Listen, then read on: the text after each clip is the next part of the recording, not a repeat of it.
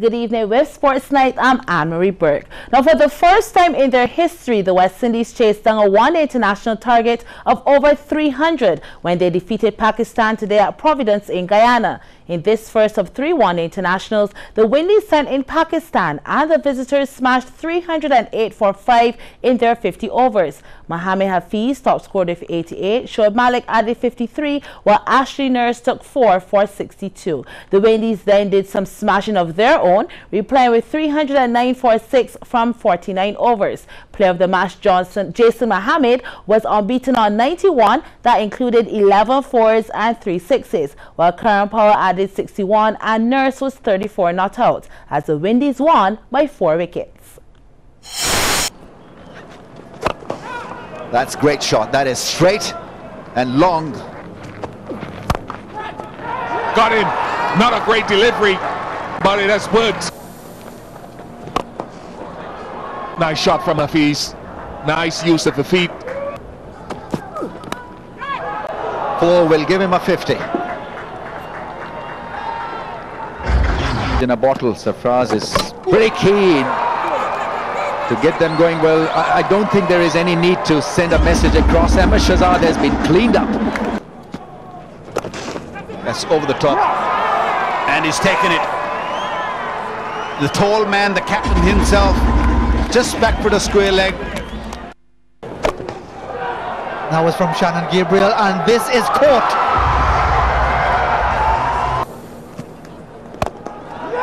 Miscued. Will it be taken? Jason Holder, the captain. Safe pair of hands. But it's just going to be a single to end the over, end the innings. And a clean bit of fielding as well from Evan Lewis at mid-off. Catch. Wahab Riaz takes it. Come on. 9 sixes. What a shot that is. Where's that big relief? That's a huge release for the left-hander because he's deposited it in the upper deck. Oh, what a response from Hafiz. He's so good against the left-handers. And he has the last laugh. It will be 50 for Karan Powell. He's a little bit scratchy for the majority of the time so far. His first 50 back in international colours for the West Indies. Heavy. Simple. Of pace. And Wahab Riaz does the business. Oh, good turn from Shadab. Excellent. He can still do the business. Fielders pushed back. Slow ball has been effortlessly put away for a majestic 6. Would you believe it? Oh, it's a 4. Edge and taken. Finally, it ends up in his chest area. It's Mohammad Amir has picked up a wicket, and it's Carter who's been dismissed. There he goes again, into the wind. Where's this power coming from? That's a magnificent strike. There he goes again, and he's gone. That's gone. That is a big bonus. This could be it. It is the moment. They pulled it off. With an over to spare, the West Indies celebrate as if they've qualified for the World Cup, as if they've made it to the Champions Trophy. Now, Barbados had mixed fortunes against Guatemala in Group 2 of the Davis Cup tie at the Tennis Center in Wildy today. The score is tied at 1-1 after the singles. In the first game, Barbados' Adam Hornby came up against Guatemala's Christopher Diaz-Figueroa, who won that game in straight sets. CBC's Mark Seal reports. Adam Hornby in the yellow up against Guatemala's Christopher Diaz-Figueroa. Not a bad start for Hornby as he goes cross-court and leaves Figueroa wanting. Hornby then serves an ace as he was on point in this first set. Figueroa came storming back though with some power that left Hornby with no chance. Sometimes, though, he went for too much power, which saw his return going long. Figueroa, however, sorts out his mistakes and finds some rhythm. First, the ace, then the right angle to squeeze it past and advance in Hornby. Hornby played valiantly, though, in this first set, going shot for shot with the Guatemalan.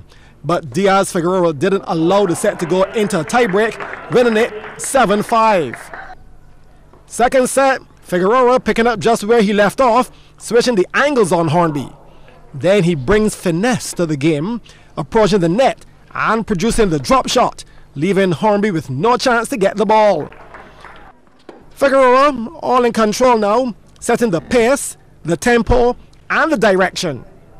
Hornby tried his best to stick with him, sometimes returning powerfully and allowing for the unforced error. Mistakes indeed were prominent in Figueroa's game, as sometimes he got complacent and ended up overhitting his shots.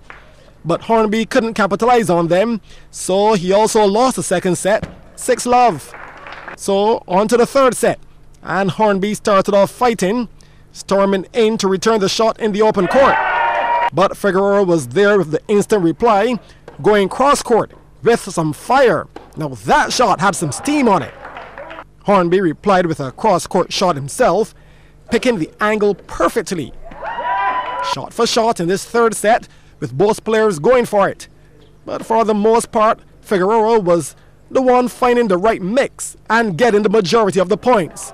From here, it was just a showcase in tennis, as Hornby was really just watching and learning. So no surprise when Figueroa walked away with the third set at 6-2 and the match 3-0. Afterwards, Figueroa said his experience was a major factor in the game, and that's what gave him the upper hand. At the beginning it was really tough. Today it was really windy, more windy than the other day, so I have to try to control it. In the first set it took me a lot of time to do it, but in the second and the third one I do it better. So I think the most important thing was my experience, because he's so young and he don't have too much experience, so he don't know how to control the important moments. While Hornby says despite the loss, there's a lot that he'll be taking away from the game. Close in the first set, competitive. And I feel like I was in the points for most of the match. The score was a little more harsh. I mean, the takeaway is that I'm right there. You know, there's obviously some things to work on. But overall, I think it's definitely positive. You know, it just tells me I need to go back and work a little harder, and then I can be competitive all 3, all 5, or whatever's necessary next time, hopefully. It was then up to top local seed Darian King to put Barbados back into the tie. CBC's Melissa Farley reports on that contest. With Adam Hornby losing the first singles match, Barbados and King needed to win this game if the Bajans are to pull level ahead of tomorrow's big doubles clash. King up against a fighting Luciano Ramazzini. But the first game will go to King due to simple out-of-court mistakes on Ramazzini's part. At this point, King was feeling out his opponent. However, the visitor will bring it back on even terms in this first set, winning game 2 and showing that he too had a team depending on him, already boosted with his side's opening win. But the game was now heating up. King with a beautiful serve, Ramazzini unable to respond. Guatemala with the serve, sending the Barbadian at all sides of the court. But King wasn't new to this. He settled in the center and slided this one home. Now Ramazzini knew he still had a chance despite being down 4-1. And sneaking this one past King, he made it 4-2 in the first set. But after winning the 7th game, King put a wrap on set 1, 6-2 to Barbados. King now knew how he had to approach his opponent in this second set, aggressive and straight to the point. He too made some mistakes, and that's why Ramazzini was able to win game 2 in the set. But that will be the only game he would get, though trying to fight King on every shot, resulting in a few rallies like this. King had home court advantage, putting set 2 6-1 to Barbados. On to the third set. Remember, this is a 3 best-of-5, and it was up to King to put the game to rest or pull it all the way through. But the heat was not friendly today, so you know what King's decision was. down the line and game 1 to him. King continued the dominance over Ramazzini, putting him out of play at times, and Barbados are well on track to win this one. And he kept the pressure on. Ball in play, Ramazzini not giving up, but King kept putting him in awkward positions. Game 5, however, belonged to Ramazzini, who left King stumbling at times to return play. But that was that. King said enough is enough, time to bring the game to an end, leaving Ramazzini with a stretch and giving Barbados the 3-0 win.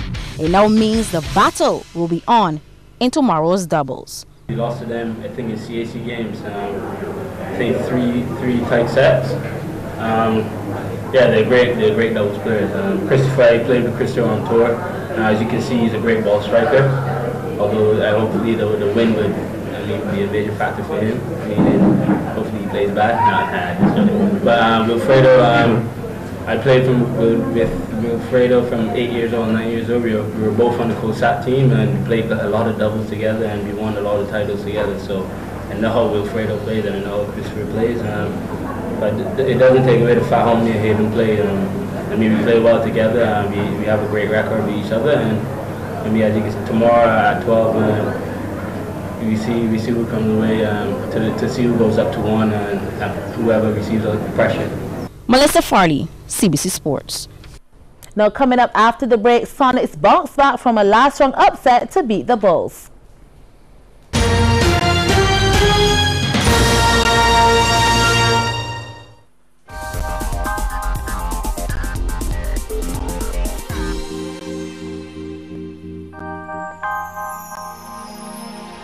The message that appeals to me the most is accepting the truth of who or what I cannot control places me in a powerful position to respond wisely versus react. This appeals to me because I can't go in the past and change what has happened already, so I should accept it and respond wisely.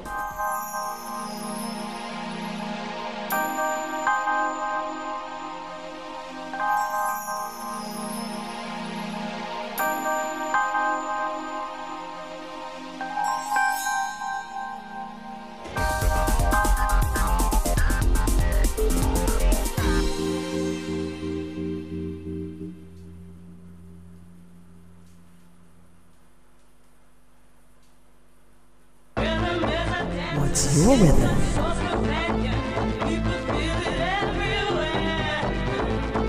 94.7 FM, the rhythm of life.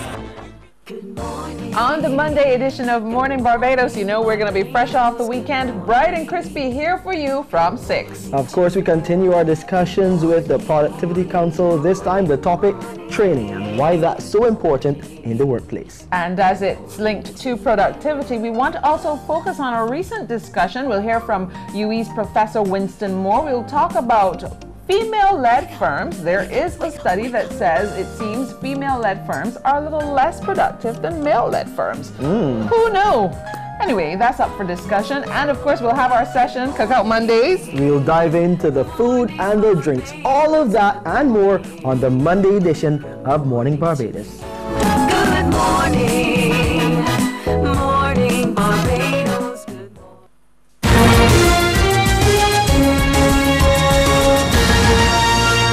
And welcome back to Sports Night. Though there was another potential playoff preview last night in the Corporators General Insurance BABA Premier League when Urban Vibes St. John Sonics came up against Burger King Clapham Bulls at the BCC Gym. It was close up to the fourth quarter, but Sonics pulled away to win by 7. CBC's Mark C reports on that game, as well as a bottom-of-the-table clash with Next Gen Combined Schools Tridents and Pan American International Insurance Warrens. The Bulls, playing for the second game in a row without scorer Keelan Phillips, depended on other players like Hallie Franklin to get the job done. And they also stepped up on defense. Mark Foster swatting this weak layup by Jamar King. Cordia Leacock gathers the loose ball. And Torian King finishes the play with the open J. Jamar King may have had his layup blocked, but he had the jumper going on. All 5 of his field goals were threes. Raheem Gibbons, like King, made half of his 3-point attempts, This one showed his confidence and preference. Another 3-shooter, Gibbons' new teammate, Godfrey Leacock. He only made 2 of 9 on this night, but he did have 14 points. 56 3-pointers were chopped up by both teams, 6 of them by Ramon Simmons, who notched 15 for Sonics. But after all of that, Bulls were the ones leading at the half by 5. The second half, though, belonged to the Sonics. King tippy-toeing around the 3-point arc till he finds an opening for another bomb. He had a team-high 17. Then the exclamation point. Shane Whitaker with the slam. As Sonics had a 12-point turnaround to beat the Bulls 70-63. Tridents versus Warrens. Rashid Maynard is a constant scorer for the schoolboys. This night he had 10, including this 3. Greg Springer, on the other hand, carries a lot of the scoring for Warrens. Here, the basket and the foul. He missed the and one, but he did have a game-high 21. Also in double digits was diminutive Delaney Hurley. He had 4 of 9 3-pointers and totaled 12 points overall. Clive Holder registered a double-double.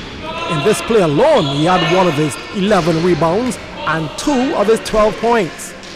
Late in the first half, the Tridents' zone defense crumbled, leaving Brandon Hope wide open for 3. Still, it was the schoolboys up at halftime by 6. Hope again, though, in the third quarter. This tough drive to the basket helped him to 15 on the night. The schoolboys now on the give and go, led by Theo Greenidge, who really gathered the loose ball in the right place. But this next play was all him. The rebound, he went coast to coast and finishes with the tough layup as part of his team-high 18 points. Warrens' big men played their part in this game. Holder, now with the protective face mask, with the post-up and the slam. And this play was pretty much the game. With 20 seconds to go and down by 8, Tridents missed the 3 and compounded that by allowing the fast break.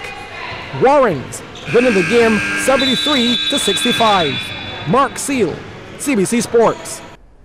And back to some cricket news. Sunil Narayan's Kolkata Knight Riders totally destroyed Dwayne Smith's Gujarat Lions to win by 10 wickets in the Indian Premier League early today. Sent into bat, the Lions posted 183 for 4 from their 20 overs. Skipper Suresh Raina top scored with an unbeaten 68, while Smith ended not out without facing a single ball. Sunil Narayan ended wicketless, going for 33 runs from his 4 overs. In reply, the Knight Riders eased to the required total, getting 184 without loss with 5.1 overs remaining. Player of the match, Chris Lynn, made an unbeaten 93 that included 6 fours and 8 sixes in a first wicket partnership of 184 with skipper Gautam Gambhir, who made 76 with 12 fours. Now here are the highlights from that runs chase.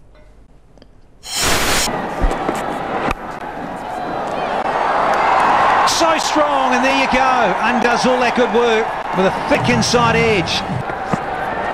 And Lynn! He's got a bit of bottom hand in it. Oh, has he what? Oh, Gambhir says I want to get into the act as well. Downtown again, the double G. Bottom hand again. Guess what? Another boundary to... Up in the air, Baz! Pick the bones out of this one! With an unusual action, and he disappears with his first one. And more runs into the attack. Oh, greeted by Len with a 6. Oh, smack down the ground. 1 bounce over the rope. Down the ground, another 6. Lynn and Gambhir.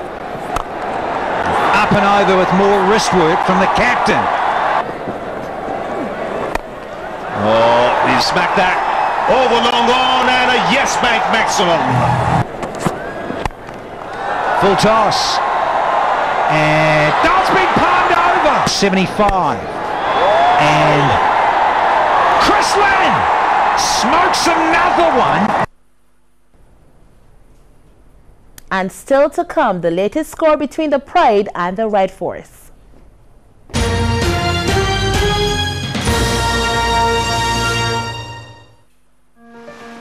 It's not about exercising. It's having the strength to do what you're passionate about. It's not about the road traveled. It's about the one to be traveled. An important thing in life is finding the perfect balance between body and soul. With a bottle of Ensure, you get the proteins, calcium, and 26 vitamins and minerals your body needs to live the best moments of your life with strength and energy. Your life, your health, your Ensure. Stay informed with news you can trust. Lawmen searching for the suspect or suspects responsible for a shooting. Current, accurate, Morning Barbados News, brought to you every Wednesday at 7 a.m. with the compliments of the Special Olympics Outreach and Skills Program, a project by the European Union.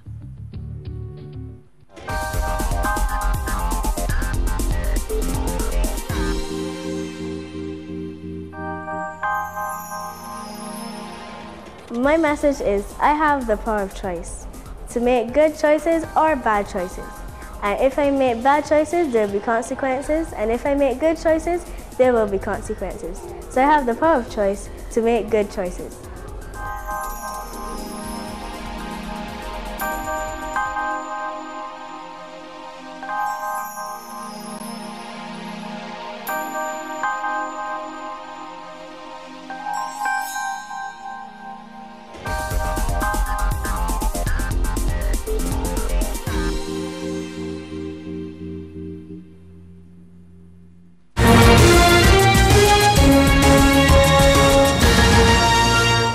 And you're tuned into Sports Night. Now, Trinidad and Tobago Red Force were 147 for 6 at tea in their first innings after winning the toss against the Barbados Pride on the opening day of the 9th round in the Digicel Regional First Class Championship being played at Kensington Oval. The day and night game is currently on live on Radio 94.7 FM.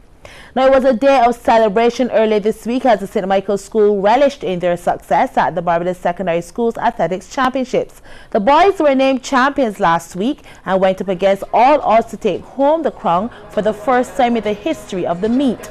The day was given even more impetuous when it was announced that the girls who originally finished 4th were bumped up to 3rd after a discrepancy in the point standings. The day was to celebrate the athletes, but past students and teachers who waited on this day from their days at school joined to enjoy the success. The boys' success proved to be beneficial for 5 of the students as Matthew Clark, Darian Clark, Nathan Ferguson, and Tony Hoyt Small and Aaron Worrell were selected to represent the country at the upcoming Carifta Games. Now, here's what's going on over the weekend. Davis Cup Tennis will have the doubles between Barbados and Guatemala from noon at the Wilde Tennis Center. Then the reverse singles will be on Sunday from 10 a.m. Also, tomorrow will be a day 2 of the Digicel WICB 4-day match, the Barbados Pride versus the TNT Red Force at Kensington Oval. And it'll continue on Sunday and Monday, starting at 3 p.m. each day.